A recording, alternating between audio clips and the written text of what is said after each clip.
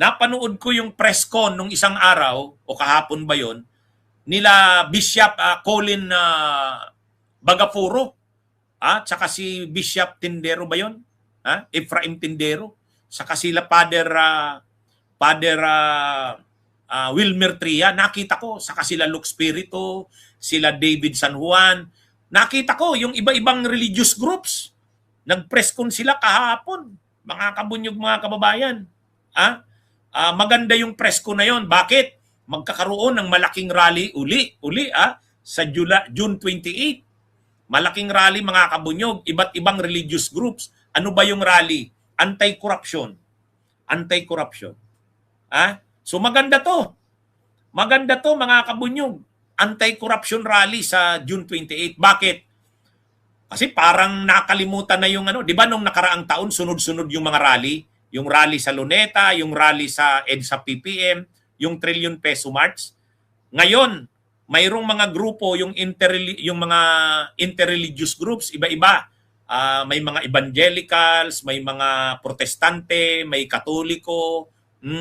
Nagsama-sama sila ngayon. Nag-press con sila kahapon, napanood ko. Ang grupo nila tinatawag na White Ribbon Movement. Actually, kasama din ang bunyog dyan, mga kabunyog. Kasama rin kami dyan sa mga grupong kasama dyan, civil society. June 28, anong mangyayari? Magrarally sa EDSA, People Power Monument. Ano ang panawagan? Kasi parang nakalimutan na yung yung anti-corruption. Hindi pwedeng kalimutan 'yan. Yung mga katiwalian sa flood control, yung mga anomalya sa flood control, managot ang lahat ng sangkot. Kahit pa lumipat na si Chis Escudero at saka si Joel Villanueva sa mayorya, dapat pa rin ituloy ang kaso nila. Ibang usapan naman yun. Saludo naman tayo sa paglipat nila sa mayorya. Pinupuri naman natin sila.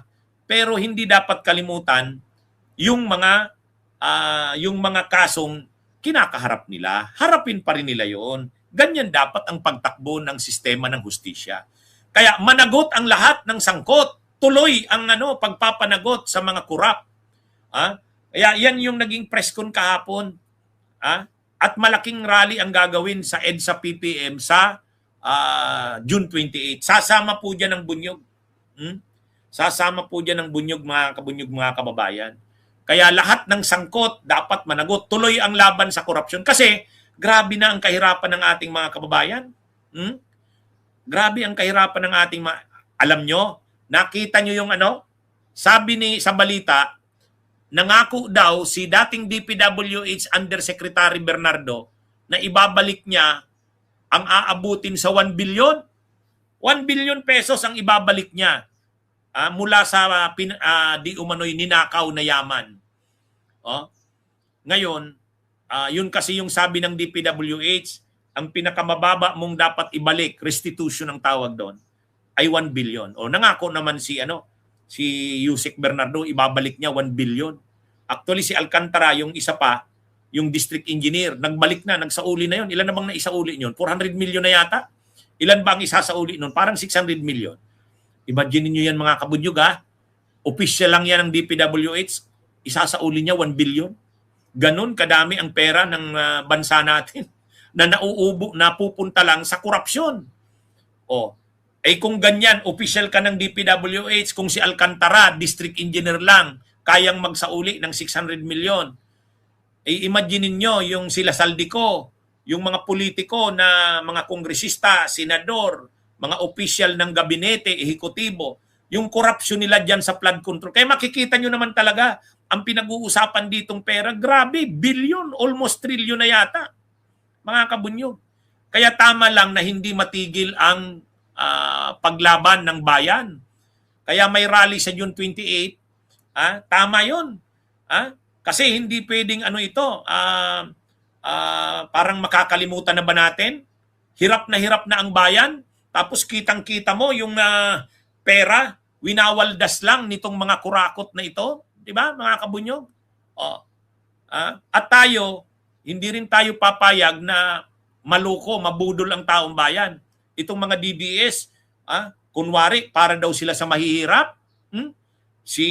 Tingnan nyo si Chavit Singson, nagsabong lang si Chavit Singson, naglagay ng bundles ng pera doon sa... grabe. Oo, negosyante siya. Pero wag mong sabihin na 100% ng yaman mo galing sa malinis. 'Di ba? Ha? Oh.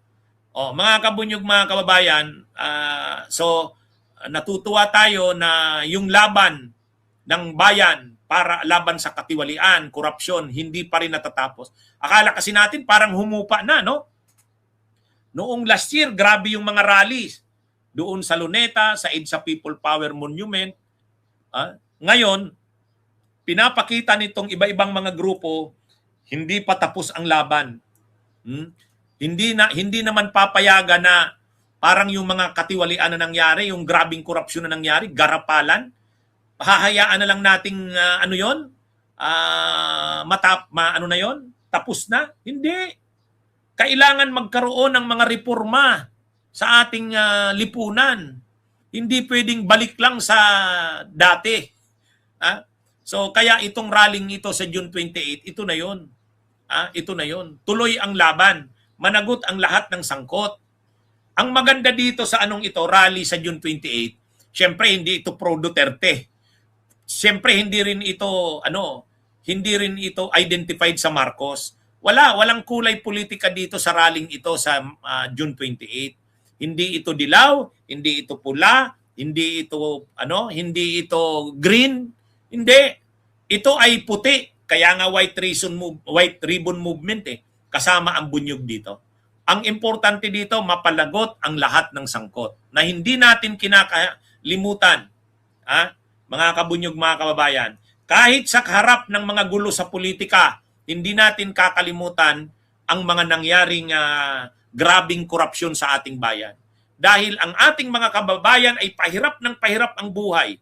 Hindi naman pwedeng balik na naman sa dati.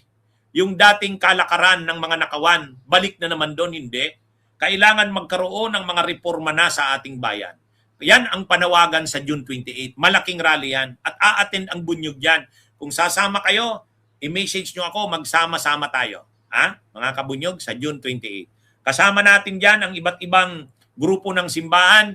Ang nananawagan dyan, si Bishop Colin Bagaforo, si Father Wilmer Tria, nakita ko, si Bishop Tindero, Ephraim, sino pa bang mga nandun? Yun ang mga nakikita ko doon. At saka yung civil society, sila Attorney Lux Spirito nandun, si Professor Dr. David San Juan ng Kilusang Bayan kontra Kurakot, ang bunyog, kasama rin kami sa grupo ng Kilusang Bayan kontra Kurakot, kaya sasama kami dyan. O yan mga kabunyog, kaya maganda yan. Tuloy ang laban.